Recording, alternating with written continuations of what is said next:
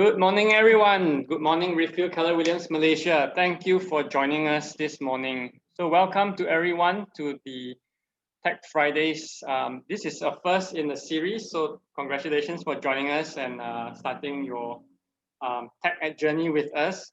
So today we'll be talking more on DocuSign and the e-payment platforms that are readily available for you to help you in your transaction management in your business. So yeah, I hope everyone's well and safe, especially in these times. Just a quick show of hands, if you can let me know where you are now in your DocuSign journey.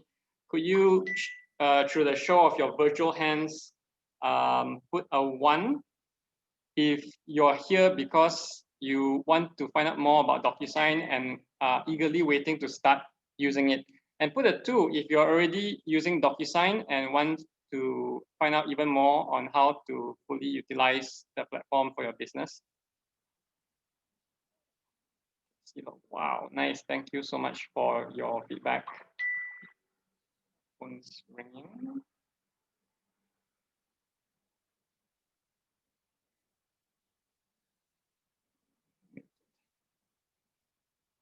See a lot of 1s, some 2s. Okay, great, awesome. So you're at the right place to get started. So I'm gonna just start and share my screen. Okay, I hope you guys are seeing this slide, the tech-enabled agents journey and the diagram that we've been sharing. It's been floating around Workplace, and also it was shared during the town hall yesterday by Jonathan Lee. So this is something that Jason Abrams had highlighted a while back. He's basically put the real estate business in a nutshell into 3 stages. The first part is lead generation. And then after you've got your leads, there will be a follow-up process with your clients. And at the end, you close the deal at this part, number 3. So basically, if you have got no leads, you have no one to follow up. And if you have no one to follow up, then there's no deals to close. There's no transaction happening. And from here, we can see just below these shapes that there are tech that we have already in place available for you that covers each and every different part of your journey in real estate. So on the left, you have leads generation, where we have campaigns in place. You can use it now already. And with that, there's listings and designs that ties in together with your campaigns, which is used to launch your Facebook ads to generate leads from Facebook or social media in general. And then moving to the middle, you have got smart plans, tasks, and contacts that will help you to follow up with them, touch base with them, with the MRA, the 33 touches, and all the other kinds of follow-up models that are already depicted in the book. And then the last part, transaction management. We have tech for making payments online, and also for getting your documents signed using DocuSign, and opportunities that is really, really soon to come, which is basically a tool in command to help you manage and track your clients and the transaction. So I will be touching this part, so that's e-payments and DocuSign today. So let's talk about e-payment gateway. So Revenue Monster is our chosen e-payment gateway partner that we are using. And as you can see on the right side, they have quite a number of clients, and it's not limited to just this list. They have actually more. And they have a pretty strong presence in the F&B as well as retail. The sides of the industry. So without further ado, I'm going to show you how to do this. How do you make a payment online?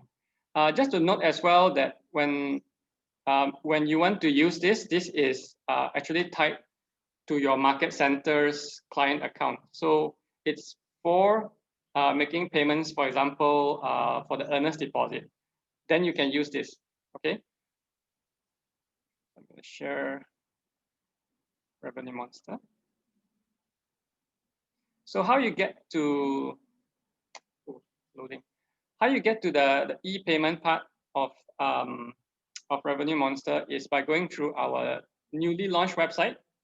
So what you do is you open up your browser, you go to readfield.com. So you should see this now. And you can also do this from your mobile phone. So it's the same. So you go to the bottom here, list of offices, click that.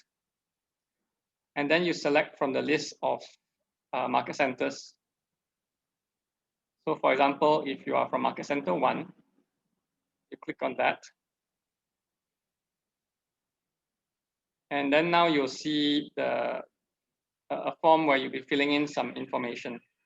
So let's put in some info here.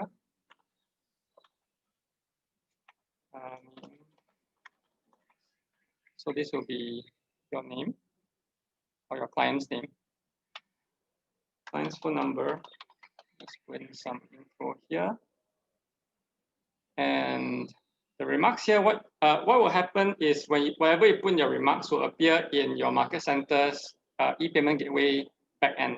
So whenever they want to tally and check the payment, whether it is correct and is made for which deal, they will check against this. So what you want to do is you put in some description about your property. So if it's landed, you can just put something like the address for the house, just to something like that. And then you scroll down further. Then you enter the amount. So let's just say it's 1,000. 1,000, click on payment checkout at the bottom. So then the next screen you'll see is a list of e-wallets that you can use to pay at the moment. So this list will continue to grow over time as Revenue Monster starts to get in touch and link up with more e-wallets. So this is what we have at the moment. So I think some of the e-wallets that you would most likely use, especially because we are using that in Malaysia, is GrabPay, Maybank QR, and Touch and Go e-wallet for the most part. So for GrabPay, what you do is you click on this, and then you would see the next screen where you need to log in to your Grab account. So that's just simply keying in your phone number and then clicking on this. That's my phone number. Click this box and then click next. Okay, and then you just follow the steps that are presented to you next. So I'm just going to go back and show you Maybank QR Pay.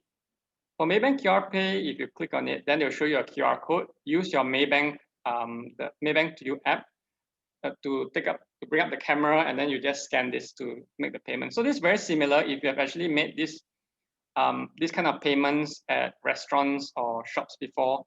You pick up the app and then you scan, key in the amount, and then the transaction will go through. And then Touch and Go e-wallet also has a QR code as well.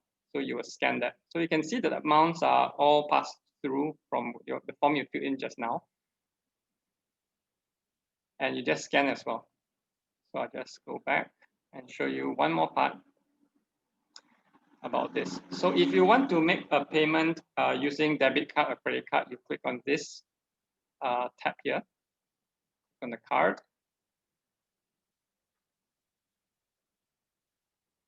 And then you'll see this screen next.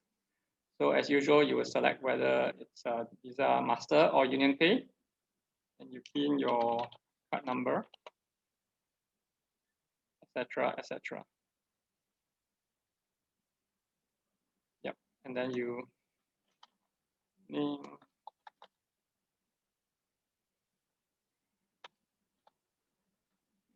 So for example, in Malaysia.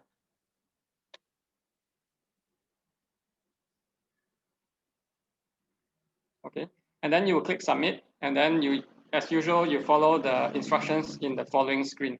So it's very straightforward. If you have made purchases from e-commerce websites before, like Lazada or Shopee, it's just the same. All right, so let's come back to this. So one thing to note, that there are actually limits for the e-wallets and credit cards. So in general, for e-wallets such as GrabPay and Touch and Go, the transaction limit is 1,000 ringgit per transaction. And then you can have a daily limit of 5,000. So that means if your earnest deposit is 2,000, you make 2 transactions of 1,000 ringgit to get that 2,000 ringgit payment. So then that works. The thing is, we cannot increase the limits or change that because it is dependent on the e-wallet. And these e-wallets are regulated by Bank Negara. And this is something that Bank Negara has set in place. So we just have to follow these limits. But for debit card and credit cards, these limits are based on what you have set currently with your bank. So if you want to increase the limit, no problem, call up your bank or go to your bank's online portal and make the changes there. So that's how it would work. Are there any questions at this point in time? Okay, I'm gonna break now for questions. So I'm just gonna catch up with the chat box. And anything to highlight virtual support while I'm going through as well?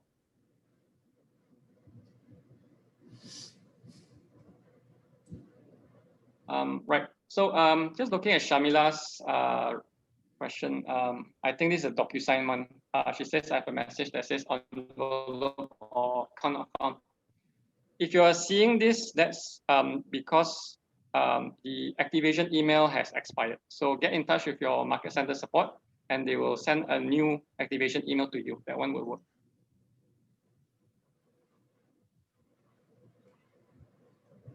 Right, yep. So thanks, Yuan, for answering that.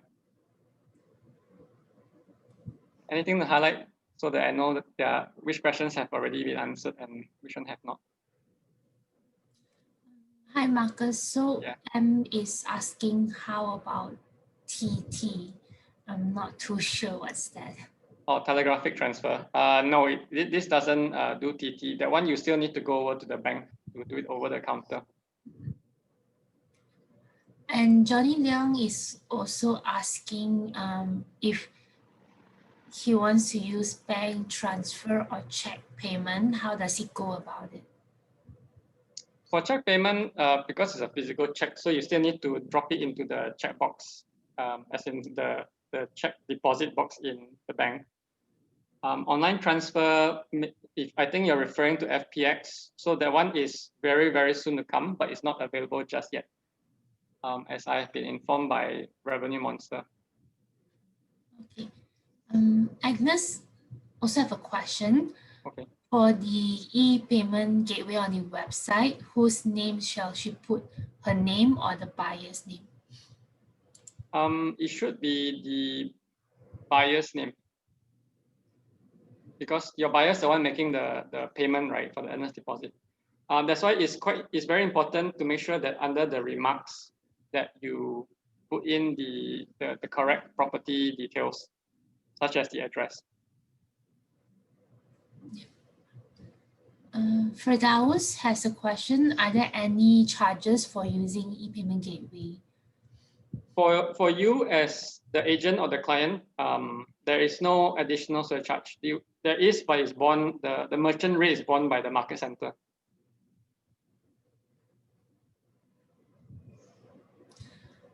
Nogaraju has a question. For Command, do we also use the same e-payment gateway format? I answered that already. Oh, okay. Okay, thanks.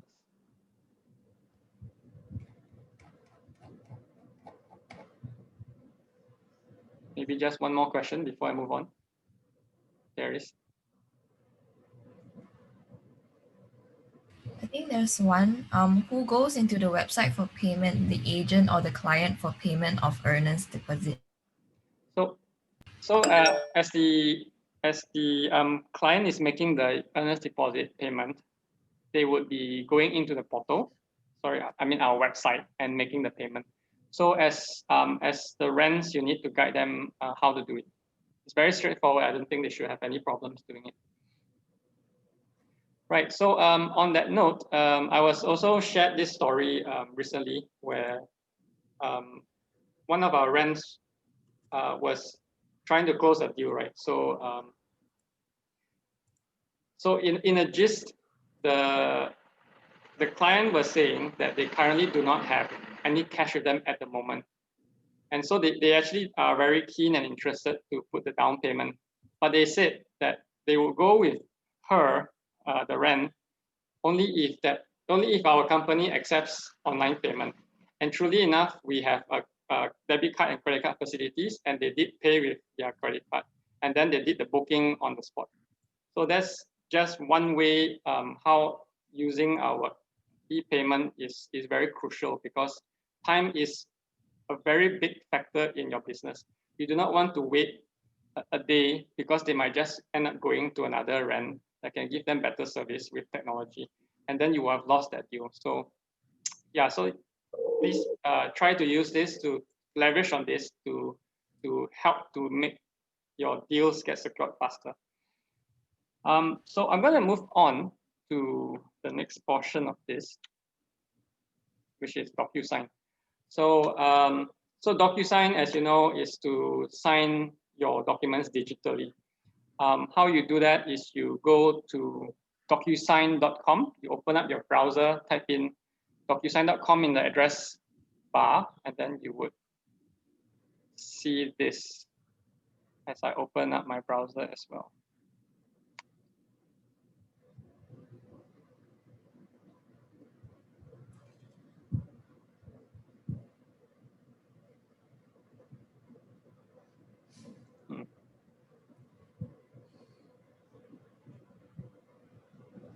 Right, I think it's automatically logged me out because I logged in like much earlier on. So it automatically times out just for security reasons.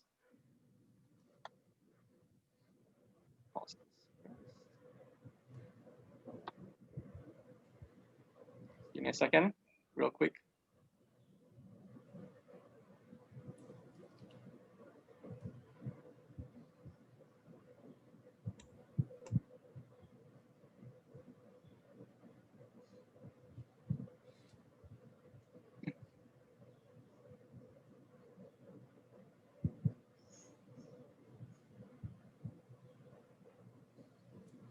So the first screen you will see is, upon logging in, is your home screen in DocuSign, which is coming up real soon.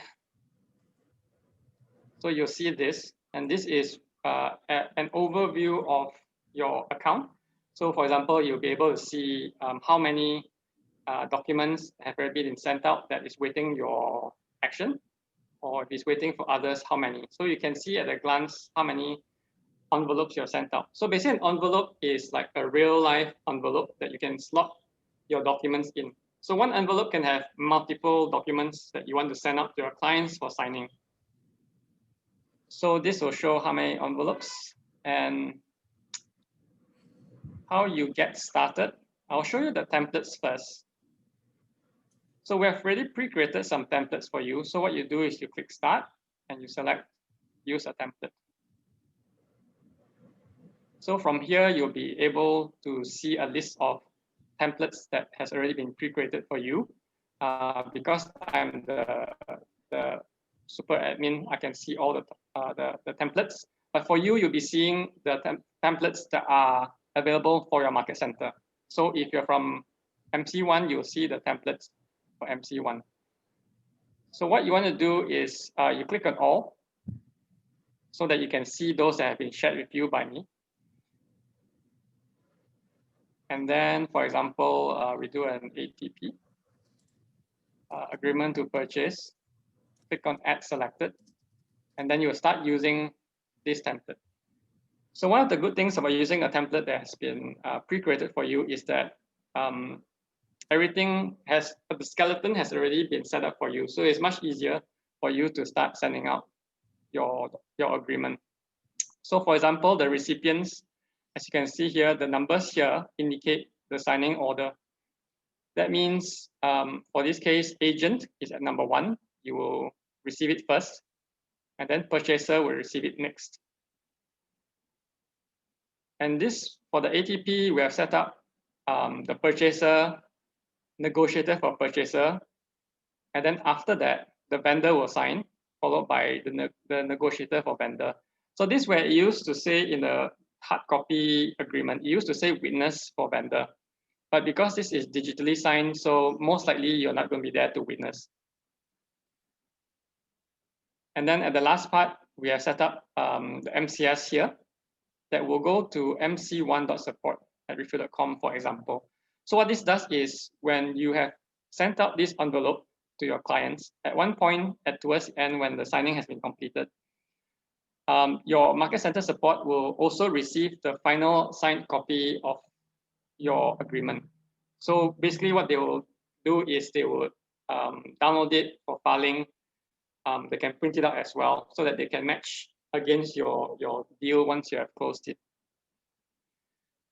And then there's this one here is property address. Once again, this is also to help you to track and manage your envelopes. So for example, if you have sent out several, this will help you to know which envelope is which based on the property address here.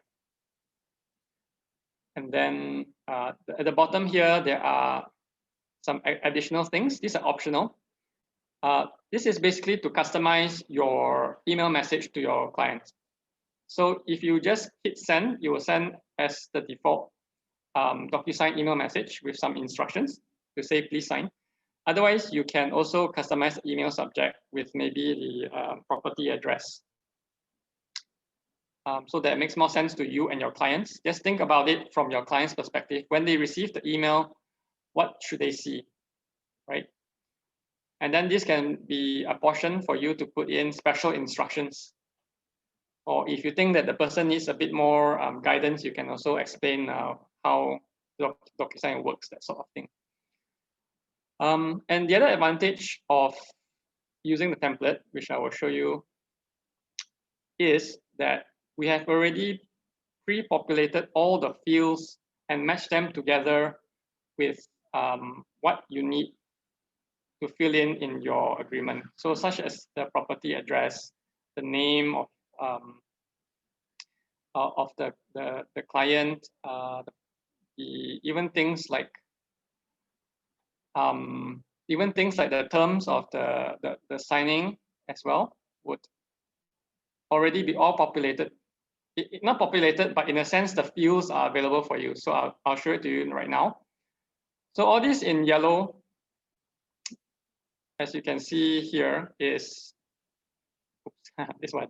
So basically, yellow is the first person, and the next color is the second person. This should be the purchaser. The purple would be the negotiator for the purchaser, so on and so forth. So for yellow, this is where you'll be filling in all the details as the agent. And then when you click finish, then the email will be sent to the next person in line, which is the purchaser.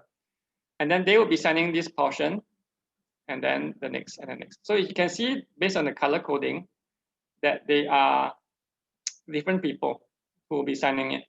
I will show you more in detail after this. This is just a template, but I'll show you as well how do you upload your own document, as well as setting in the individual fields for individual people. So let's close this back out of it. All right. So how do you upload your own document? So for example, if you have a particular agreement that is not in the template, for example, if you have exclusive agreement to sell, for example, you can upload it as well. So how you do that, you click on start. Then from the list, you click send and envelope.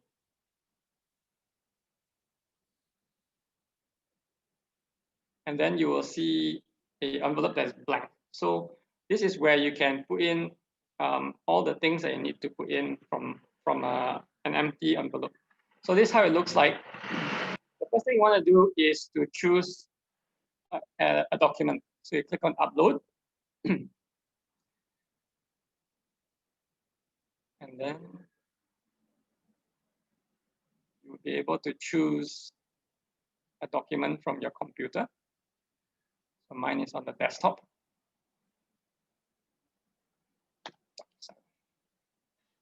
Let's say if I'm from MC1, and this is the agreement to purchase. I've just double clicked it and it will start the upload process. So this thing that appears is a feature in DocuSign where it says that this agreement is very, very similar, 95% similar to a template that already exists. Do you want to use that one instead?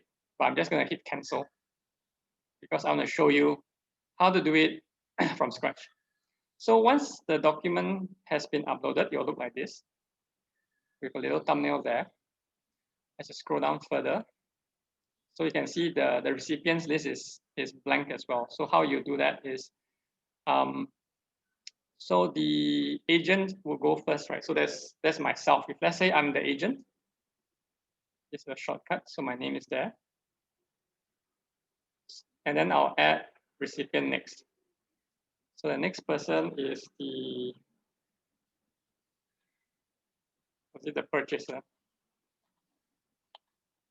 Purchaser needs to sign. And then you put in the purchaser's email address. So what I will do is I will put in my refill email address for this demo so that I can show you how the client will receive it as well. And then there's one more, which is the witness. So in this case, because it's online signing, it will be negotiator. So what you'll be doing is you'll be putting the actual person's name here because this is how they would see it. And when they do the signing, this will also be used as part of the auto population fields. I'll show you later as well. So I just put purchaser's name, negotiator name. So in this case, would be myself.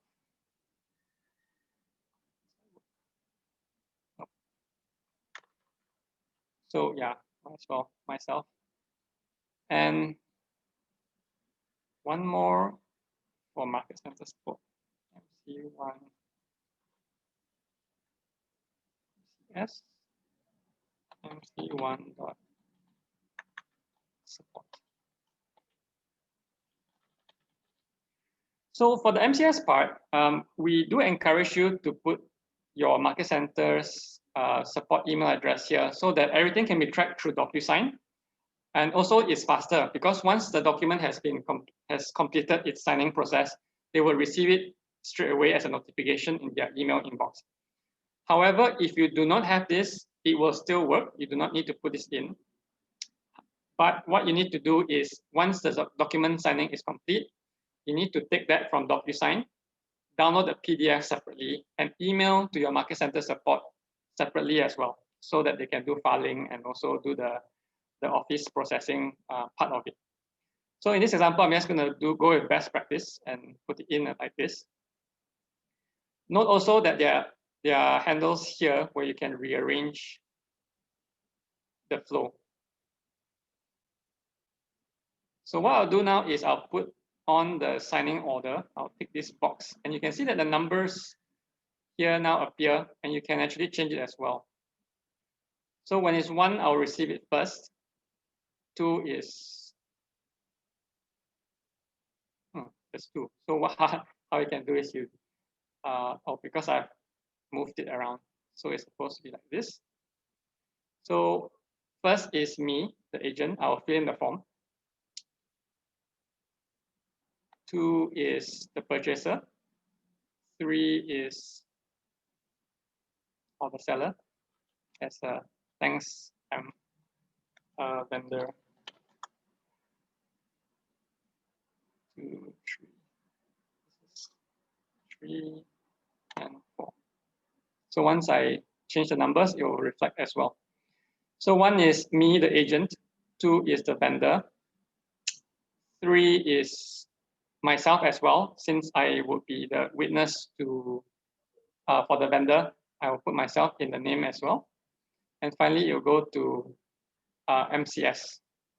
I'm not going to put this in the. I'm not going to put the real one, purely because I don't want to spam them with this and get them to think that it's a real email address. This will throw an error, so I need to put a real one. Let's say EMCR, something that I manage currently. So what you could do is you can click on this to get a visualization of how the signing order is. Very straightforward. It is sequential. However, in some cases, if you want to, and if you do not need it to be sequential, you can put in the same number as well. So 2 and 2 basically means that they will both receive it at the same time. So it will be me first, the agent, and then these two will receive at the same time the email. And once only both has been signed, then the MCS will receive it. So this would be needs to view because they have no signing fields. So all they do is they have, Marcus, I think there are a lot of questions of who is the buyer, who is the purchaser. Maybe in your demo, you have to kind of put the purchaser and the buyer inside the box because they're not seeing that. Okay, so because I've uploaded ET exclusive authorization to sell, there's only vendor and the witness. I'll show you next. So just hang on there. So for all those in the room, just hang on for a while. Marcus is doing his best to demo. This is just a form. This is a authorization to sell exclusive authorization to sell. Yeah, this is an exclusive authorization to sell form. Okay. Yeah. Later on, there will be a ATP that we'll go through. Okay.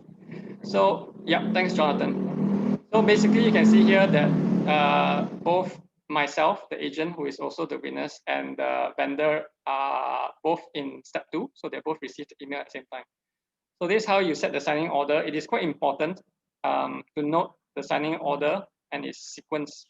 As some people has reached out to me and are asking why is their client, their signatory, why is seeing a blank agreement? Because the thing is, the agent needs to fill in the form first. So that's me here. If there is no signing order, everyone receive at the same time, which means that your clients will receive a blank agreement. So what you need to do is to make sure that you are step 1 in this whole process. So I will continue moving on. This thing has moved. Because actually this is an ATP lah. I just saw the form is an ATP. Yeah, correct.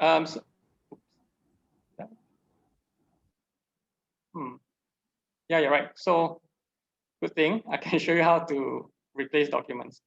So you don't have to undo it or start from scratch. You just use the options here and upload a new document in place of that. Try again.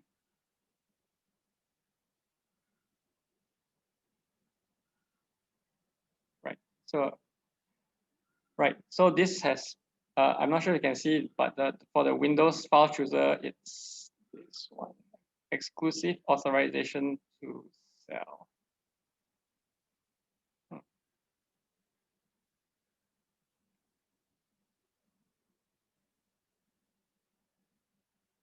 Right, thanks for pointing that out.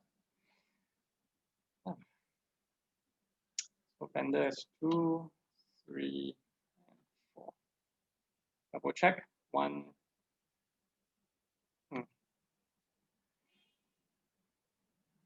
me fix that real quick. 2. Me, the agent, vendor, the agent who is witnessing for the vendor and MCS. Okay, that looks right. Okay, let's move on to the next part, which is exactly what you asked about just now. Envelope custom field is required. Thank you, DocuSign. I've forgotten to fill in this field. So for example, 1, 2, 3, 1, 2, something like that. I'll leave this as the default. Click next. So this is where you will be setting up the fields to be put in your agreement. So as you can see, this is the exclusive authorization to sell, where you only have the vendor as well as the witness for the vendor. So this is a slightly outdated document. What you will see in the live system that you're using in DocuSign would have this updated correctly. So let's start putting in some fields. So you mostly be using the text field on the left here. So what you do is you just drag it over, place it where the fields would be.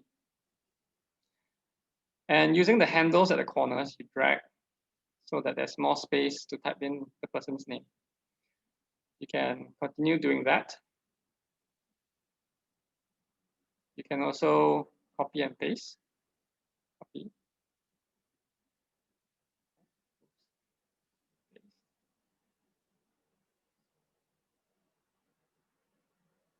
And just one more to show you guys. So this field is the second line of the address. So not all addresses are long. So what I've done is in a template is that I've set it as optional. So as long as the color of the box is filled, it is mandatory. By unticking this box required field, you'll make it optional. So it is a transparent box. So you just continue filling the rest in the same way, making sure that you're putting in the correct fields. So in this case, it's me, the agent. I will be filling in all this in the process, putting in the details. So for the bottom part, let's move on to the vendor. So this is this hue color. Same thing, drag and drop. So you'll be dragging this signature field over here. Name is something that can be auto-populated by DocuSign based on what you had put in previously in the recipients list. So this speeds up the process a little bit as well. So you just put in full name like that. Address would need to be put in manually. In the same way, the address may not have 2 lines, or it may. So you just put it as optional so that your client has a chance to fill in the second line. Phone number, and email also, like the full name is auto-populated. This is taken from the previous screen where you set the recipients. So this is how you fill in the boxes that the clients need to sign and fill in. And let's just do one more because I'll be showing you how it works from end to end. Same way, signature. Note also you can use your keyboard to nudge it like by a little bit. If you like it to look very aligned and all that. RC number, date sign. This from the top here, these top 3 are auto-populated. So this will take the current date that they have signed it. So at this point, we're done. And then you can hit send. So once you hit send, it will start the whole DocuSign process for this envelope. I will click send now, and then you will have the option to do the signing immediately because I've put in myself as the first person. You can do this straight away without having to go to your email inbox. So for this case, I will just click sign now. I will show you later how it looks like from the client side in my email inbox.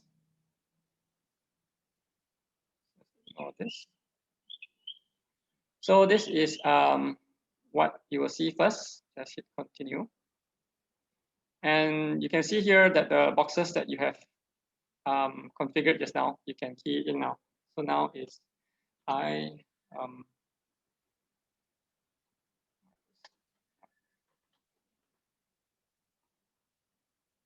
RC number, not for you to know. And the property address, right? So, example. And then you fill in the rest if you have more fields already set up.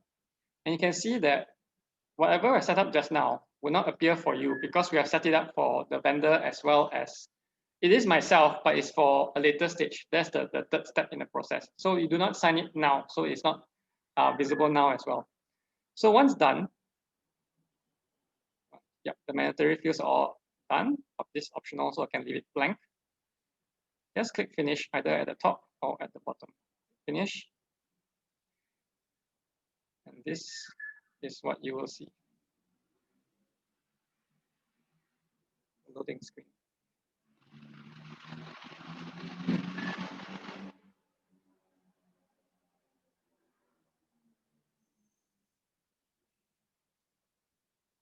So what has happened is that you will see the Manage tab straight away. This is the next thing I wanted to show you. Whatever envelopes you have already sent out that is in progress will appear in your Manage tab. So you can see here that this is the document that I have sent out just now. And what is the next step? Waiting for vendor to sign. How many, what's the progress? Step 1 of 4 completed. Okay, so you can see some information here. If in any case you need to edit your what you have keyed in, you can go click here, correct. Correct basically means edit, so you can correct it here as well. If you do not need this anymore for whatever reason, because maybe deal about it, what you do is you click on void first, and then you click delete. What it does is, if you delete first without voiding, the envelope is still floating around in the system. You will still continue to receive reminders, please sign because you have X amount of days left to sign. When you void it first, it stops the entire process. And when you delete it next, then you will just erase it from your Manage tab here. So you got a clean view of all the envelopes you have ongoing. So now the envelope has been sent out. And what I want to show you next is how your vendor would receive it. So this is your client. I've sent it to EMCR. So I'll quickly come over to here.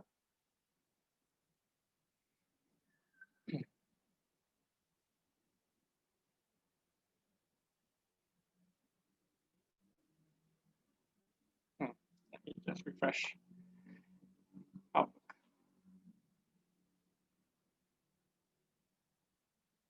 Give me a second.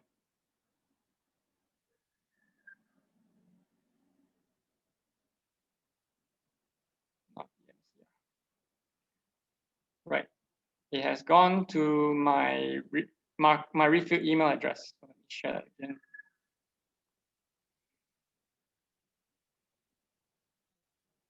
Right. So this is how it looks like. It will come into your inbox like this. So on the right, you will be able to see the email looking like this. And this button here that says review document. So your client will receive this and they will click review document. So I just clicked it. And now it's going to my browser. So that will appear to give me the chance to do the signing. Yeah, I've got quite a number of windows open. Let's see. Okay, it's gone to here.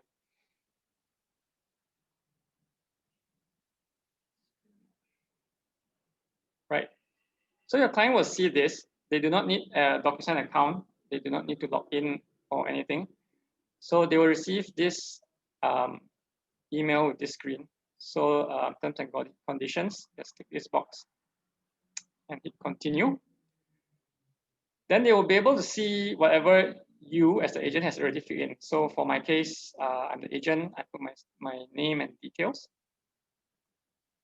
So you can see it's already there, the address as well. Scrolling down, or even if they want, there's a shortcut here. They can just click on start. This is like one of those little tabs that you put on your agreements to notify where you need to sign. So you click on start. It will bring you straight to what you need to do next. So in this case, it is your signature. Clicking on that, because it is the client's first time signing this, and they do not have a login, they will be asked to choose a signature. So it doesn't really matter at this point, because this DocuSign, what it does is it uses digital signatures. The signature is a very secure system in the back end, where it takes account quite a lot of things, such as your email address, your logins, your timestamp, your computer IP address, all that kind of stuff. All these things will be put in the back end to create a seal. If any of these things has changed, if anyone has changed the document in any way after signing, the seal will break. All these things will become garbled, and you know that the document is no longer secure. And that's how digital signatures hold up in court, where the court will actually take a look at the seal and make sure that everything's intact to see its validity. So you can just pick anything, it doesn't really matter. Let me just add to that, Marcus. Yep, sure. There is an act governing this in Malaysia. It's called the Digital Signature Act 1997, where how it recognizes a signature in accordance to just what Marcus has said. The seal, which is like the IP address, the login of the email, the ID and the timestamp of the particular person signing. So those are necessary in order to ascertain this is a proper executed agreement according to Contract Acts, right? Whereby digital signing it's allowable, because in contract it is silent, right? Because contract can be expressed or implied according to Contract Act. So this is already a sign of that person agreeing by having a stamp or a seal on that particular document. So this is very different from the regular PDF signing. So regular PDF signing is not in compliance with the Digital Signature 1997. Just so that you all know that. So there are a lot of apps out there that they just give a form and you just sign on top of it. That is not valid in the eyes of law or could be challengeable in the court of law, right? So that's why we brought you DocuSign, because it is the most secure platform in the world in terms of signing documents. And it's recognized by the government of Malaysia, by the way, just so that you know. Exactly. Sorry, back to you. Thanks, John, for adding on to that. Yeah, so as Jonathan has said, it's very secure, and DocuSign is a brand, is a home brand. You know, everyone knows DocuSign, and even the court, they will not question it. Okay, so as you can see, I filled in some of the details. The email has been auto-filled for me. I didn't have to do that. So once the client is done, they have to click finish, and then it will move on to the next step. What they will see is this. This is actually just cross-selling, so that DocuSign can get more accounts. They just can dismiss this and click no thanks. And then you move on to the next step in the flow, which is coming back to me as the agent. So as the agent, I would receive the email as well. Refresh that.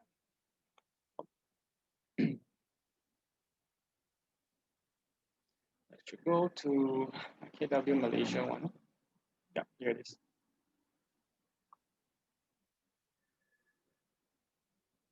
I think I clicked on the wrong one. Outlook is a little slow. So if you use gmail.com from the website, that will be an instant update.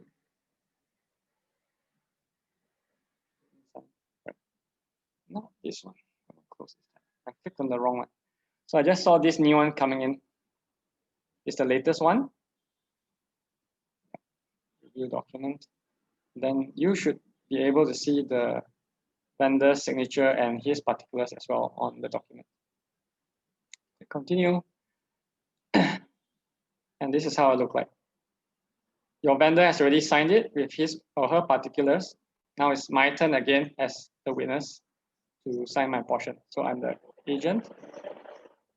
This will take, this will take from your current, because I'm already logged in, this will take from your document, from your DocuSign account that has already been logged in. So just pick whatever. If you want, you can also draw one. So just for demonstration. You can see that it appears here as well.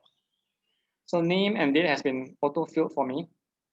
All I have to do is put in my IC number. Not that young. And then I click finish. So this ends the entire process of your envelope signing.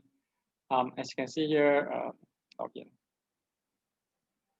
Yeah, sure, I'm already logged in, so I just dismiss that.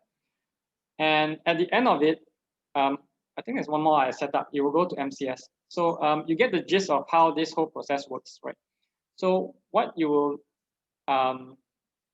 happen next is once everyone has signed and MCS has had a look at it, everyone will receive the final signed copy of your document. So you will be able to do filing, you can save it or print it however you wish. You can do that.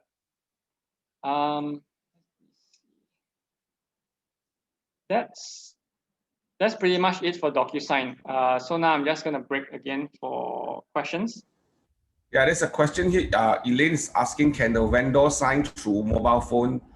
I think on the email app on mobile phone definitely can. Am I correct? Correct? Is that correct, Marcus? Yes, correct. You're right. Absolutely correct, Jonathan. So when they receive the email, it is whatever app they use. So if they use Gmail, it will be the Gmail app. So they receive it in their phone. And then when they click on it, it will open up their browser.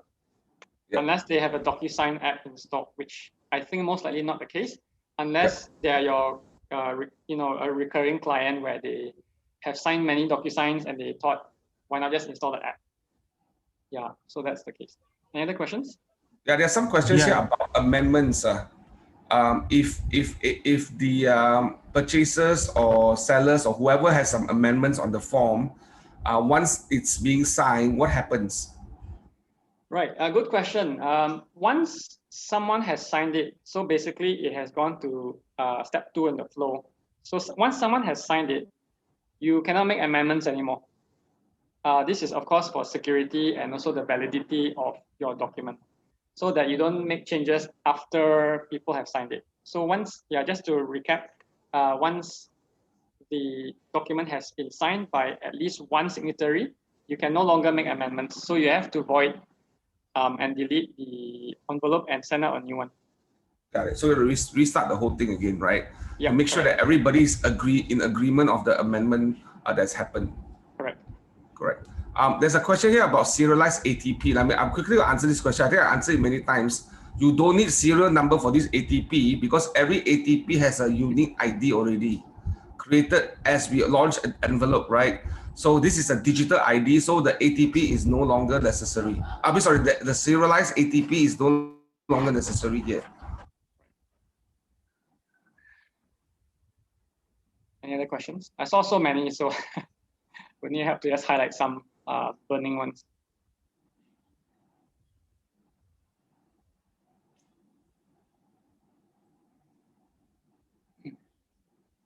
Any more questions? Mojo support, can you all share? Can you all check? Oh, how do you amend the commission to 2% if you're using the template form? To 2%. The template did not specify that it's 2%, but rather it's just a field that you can put in, however many percent you want. I hope that answered the question. Yeah. Is there a way to recover deleted documents? How to avoid if accidentally click delete? Yeah. Right. So it actually goes into a sort of trash can, so to speak. Let me bring it up. This one.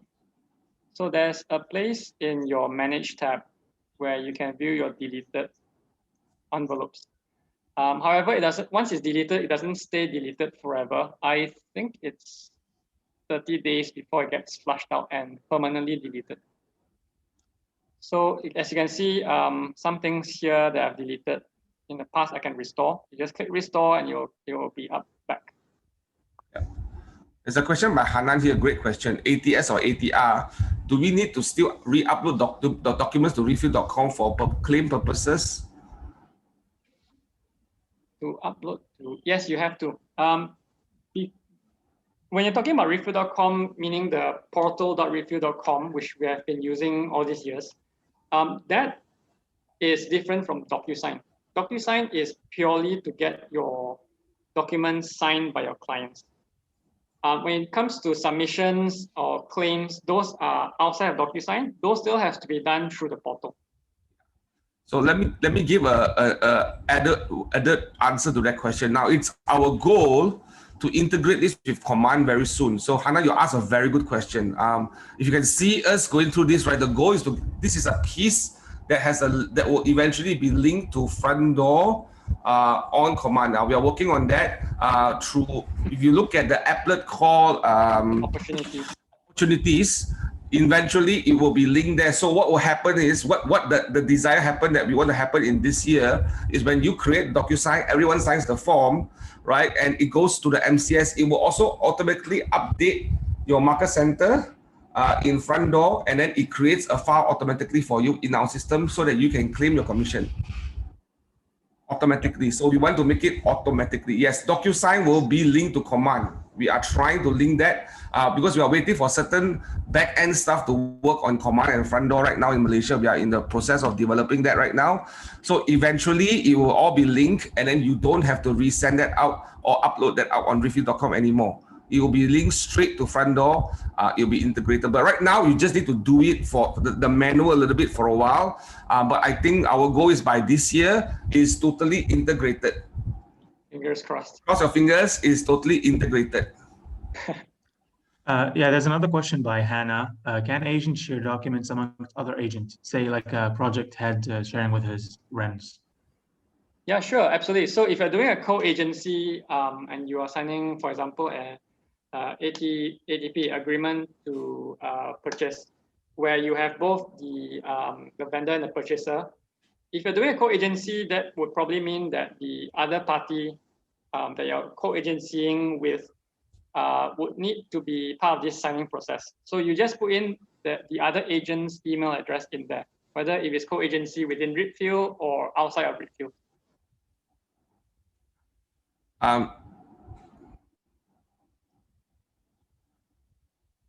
Someone is asking a question that the 3% is printed on the authorization letter. Can it be struck out to put 2%? I think we have to update that format right on our site, right? Correct, Marcus? Yeah, I'll take note of that. I don't. Okay, I'll work the MCAs on this. The authorization letter for sale, the exclusive authorization, I think they want to have a template that is able to change that as a field. It's just how you upload that template, right? Okay, so you know is this the exclusive? Yes, yes. Oh, yes. I see. Yeah, the templates are not up yet. We Yes. plan to upload that later. Correct. When we do that, what we do is we always work with the MCA first to get the latest and to make any amendments, because we are converting from pen and paper to digital. So of course, not everything will be exactly the same. So in the process, we will iron out these kind of things and get it working for you. Got it. Maybe one more question before we move on to the last segment. It's a good question here by Luke. If I sign a form physically by the purchaser already, can I send a DocuSign to the vendor to sign digitally? Yeah, good question. Yes, absolutely, you can do that. So what you need to do, however, if you have done it halfway in wet ink, as they call it, you have one person's signature on it. What you need to do is to scan that copy into PDF or docx format, and then you upload it to DocuSign. So what will happen is the agreement already has the first signer's signature on it in wet ink. So what you need to do is when you put in the fields, you just put in the remaining people's names and their fields in there. Yeah. Okay, so let's move on to the next section. I would like to bring up a few people that we have with us right now. We have Ray Chua as well as Lily Xiao. Right, so they are active DocuSign users. And what I want to do is to just have a little conversation with them. So Lily Xiao is from MC2, and she is a REN who's specialized in the Sri Kembangan area. And Ray Chua as well, he's from MC3, and he is specialized in the Pochong area. He does both primary and secondary markets. So thank you, Ray, and thank you, Lily, for joining us. How are you doing? Yeah, thanks, Marcus. Yep, fine. Thanks. Yeah, great to hear that. Yeah. So I just want to talk to you guys so that we can also, get an idea of your little journey through DocuSign and what you went through in the process. So just a question for Ray first. Before you started using DocuSign, what was the thing that was in your mind before you decided to start using DocuSign? Okay, when I actually first received the account activation from DocuSign early this month, and I feel very excited. So I go and create my e-signature and hope that one day I can use it, because I think it's very important for our business. especially in this pandemic situation. Yeah, awesome. Yep. Yeah, so Ray, you hit the hammer on the nail. Now during the pandemic, Yep. try not to go out. As Jonathan has mentioned this quite a lot of times in the town hall yesterday as well. Ask yourself, do you absolutely need to go out? Do you need to get your document signed physically? Yeah. So with DocuSign, that's quite obvious question and answer, which is to just use this and be safe at home. How about you, Lily? What was going through your mind that made you start using DocuSign? Okay. Yeah. DocuSign first came into my mind. It started on the day before MCO 2.0. I received a buyer's call at 10 p.m. plus at night, wanting to hand me a check. So I need them to sign the booking form. So that time DocuSign came into my mind first, because I wanted to make things convenient to client and close the deal fast. So that's my first thought: make it convenient to client, saves time, saves unnecessary traveling during MCO. Yeah. Right. Yeah. So yeah, just to highlight what Lily was thinking was speed as well. So instead of setting an appointment with a client, before MCO, we could still meet clients.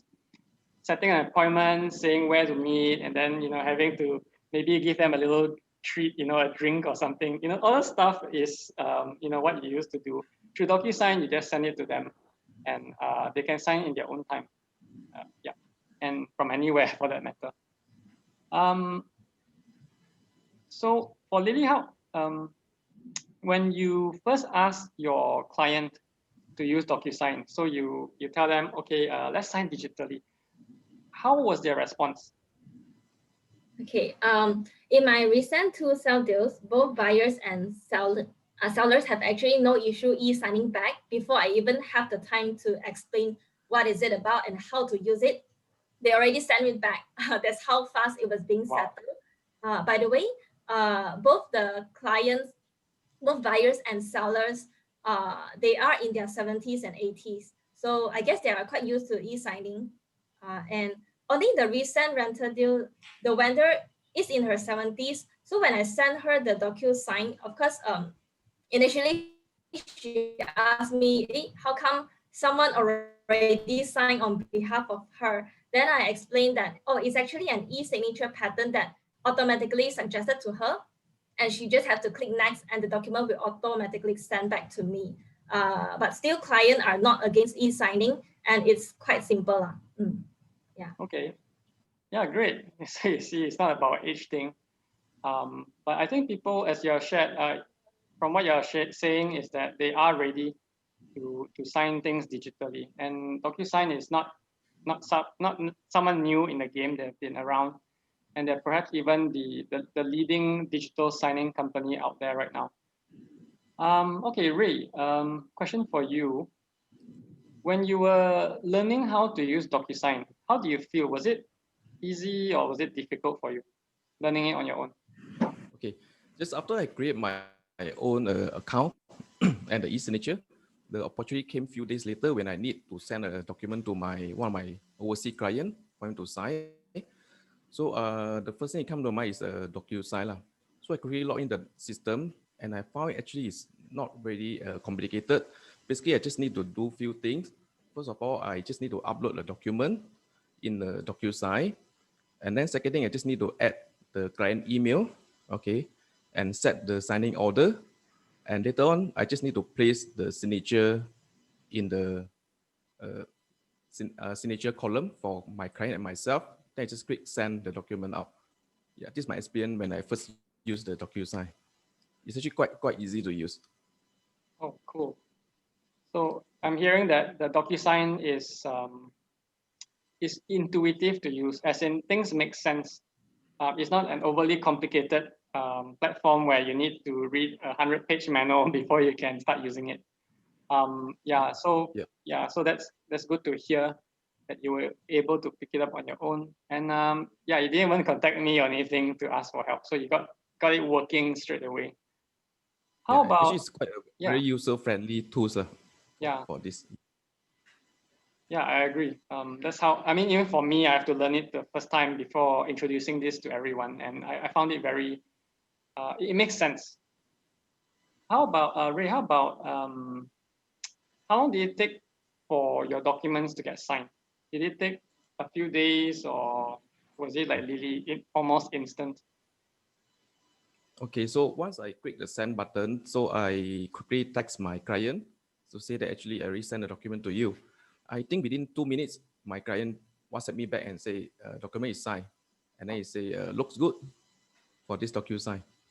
So I think this is an amazing tools for us. Yeah.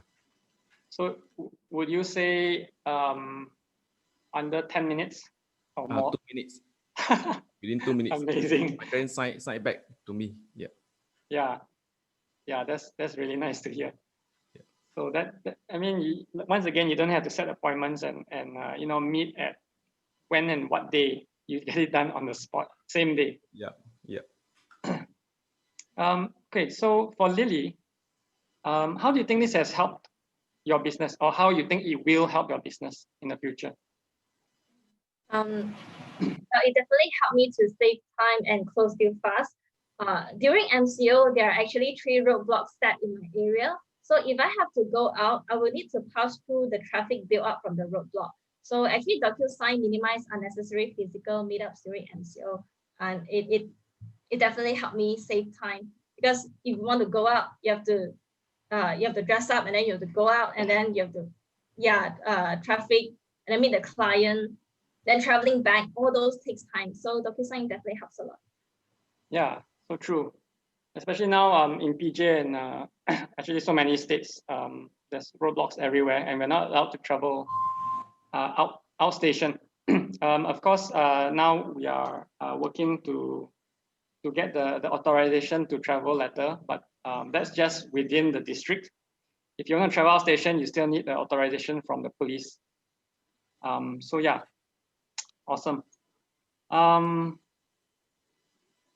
So Lily, how do you think your overall experience with DocuSign is? Will you recommend this to your friends or your colleagues as well? Yeah, definitely. I definitely will recommend this. I haven't actually tried using the DocuSign on a laptop. I only tried it on Android phone. So far, I did encounter some hiccups while using DocuSign on Android. Like sometimes the app crashed and it got hanged. And on the Android phone,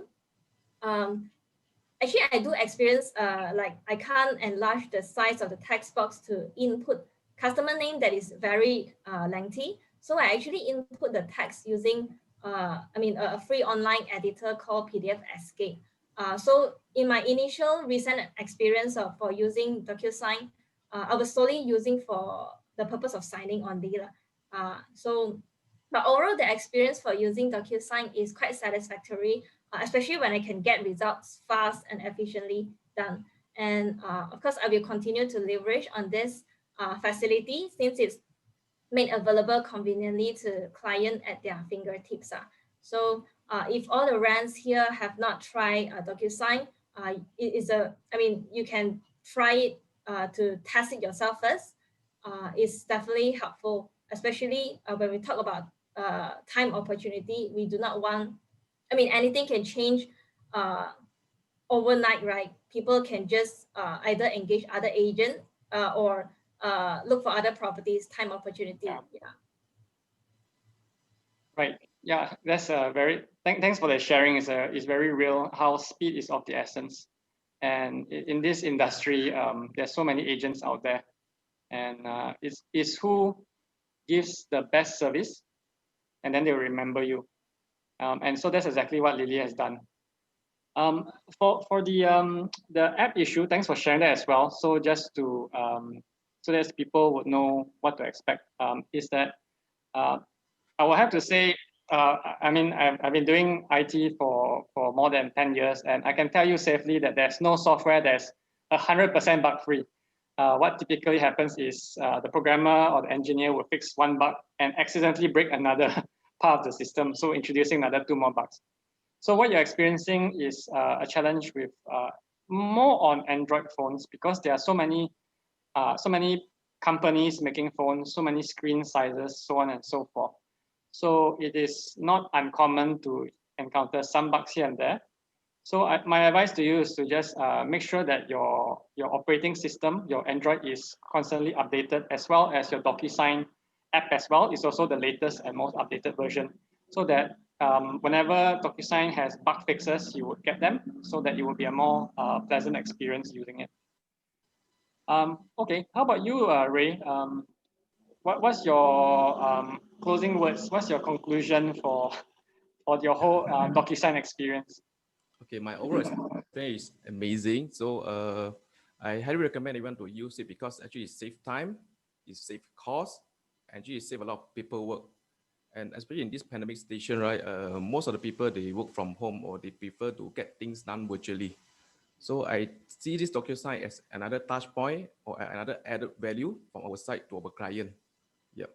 And actually looking forward to use this DocuSign with my developer project in Puchong. So I will suggest them to use this DocuSign for our client in the future. Yep. Yeah, awesome. As you said, just to reiterate that, in this pandemic time, when you're going around trying to close deals, it's always safe to stay at home, not just for yourself, but for your clients as well. We should try to take care of our clients' well-being as well. And not only that, it tells them that your agency, Ripfield, is concerned about their well-being. It is getting with the times, and it's also tech-enabled. So this tells them that in this pandemic, can you imagine if another agency told them, let's meet at this cafe and sign the papers, where the cafes, they're not supposed to have any more dine-ins. So the things when you meet, and I mean, it's just the image that they have in their mind, being not sensitive to the times of the pandemic versus us in Ripfield, where we are concerned about them and we say, let's just sign it digitally and stay safe.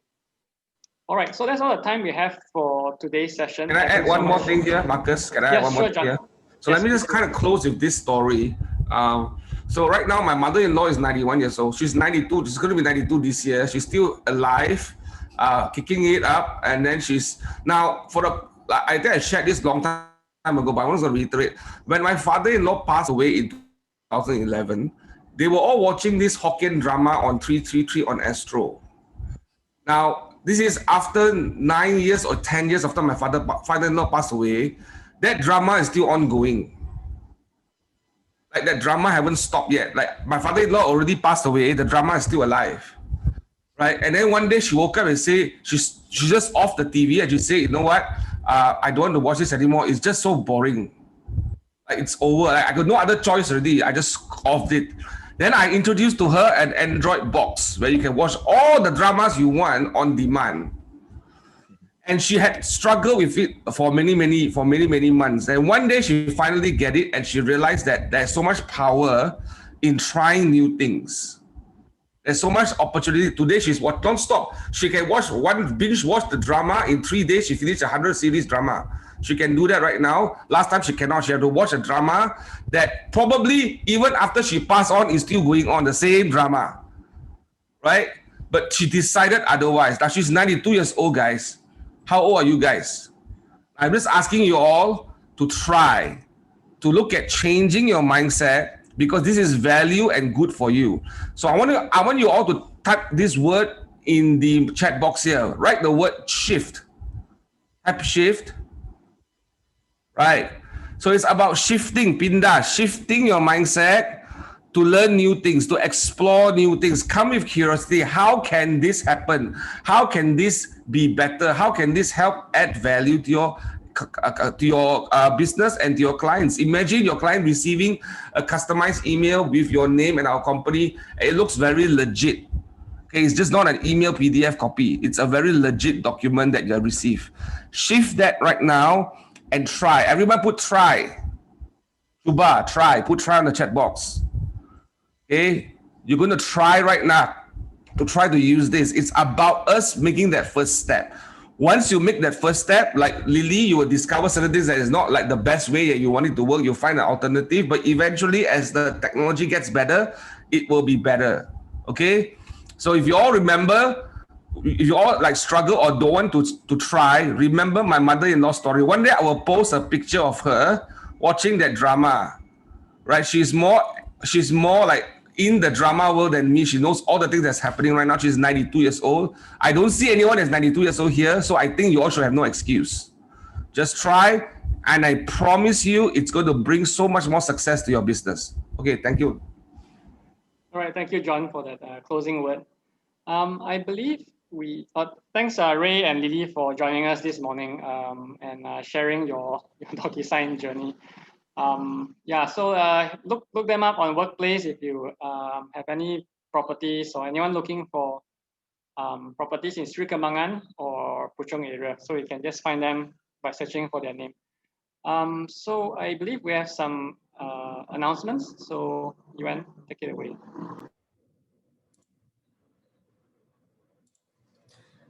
Thanks, Marcus, Ray, and Lily for the insightful sharing today about DocuSign and e-payment gateway. Later today, we will still be having our Tech Friday, where Lucas will be sharing about the advantages of actually having paid posts for your own personal Facebook business page. Next, please. Yesterday, we have also posted up our next week's training calendar. Just a gentle reminder, if you are a Refill KW Malaysia agent, please, you do not need to register for the trainings. Your MCS will send you the Zoom links one day before the training. And do remember to invite guests that includes other agents and even your clients to come and join us in these sessions, and then we can learn together as well. Next, please.